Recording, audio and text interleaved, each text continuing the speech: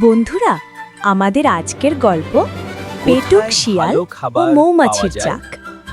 এক বিশাল বনে বাস করত লালু শিয়াল। লালু শিয়াল ছিল বড্ড পেটুক। সারা দিন তার একটাই চিন্তা, কোথায় ভালো খাবার পাওয়া যায়। বনের অন্য প্রাণীরা কষ্ট করে খাবার জোগাড় করলেও লালু সব সময় চাইতো অন্যের খাবারে ভাগ বসাতে। একদিন দুপুরবেলা লালু বনের পথ ধরে হাঁটছিল আর নাক কুচিয়ে ভালো খাবারের গন্ধ খুঁজছিল। হঠাৎ তার নাকে খুব মিষ্টি একটা গন্ধ এলো। সে গন্ধ অনুসরণ করে এগোতে লাগলো।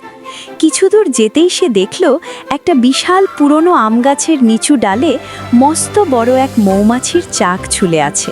চাকটি মধুতে একদম ঠাসা। লালুর জিভে জল চলে এলো।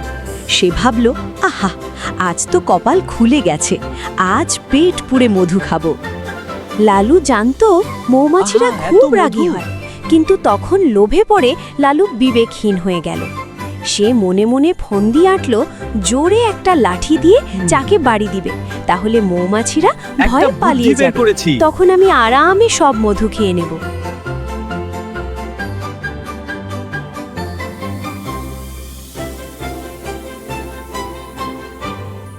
লালু একটা শক্ত লাঠি খুঁজে নিল।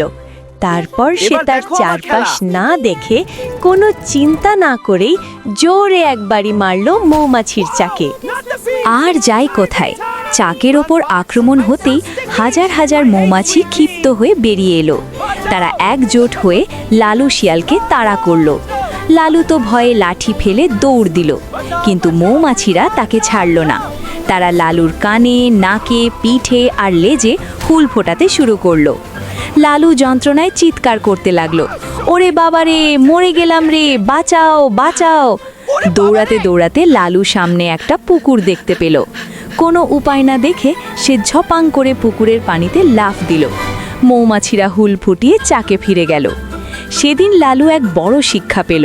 সে বুঝল যে অতিরিক্ত লোভ করা মোটেও ভালো নয়, আর অন্যের বাড়িতে অর্থাৎ চাকে বিনা কারণে হামলা করলে তার ফল খুব খারাপ হয়। এরপর থেকে লালু আর কখনো না বুঝে কোনো কাজে হাত দিত না এবং নিজের লোভ সামলাতে শিখেছিল।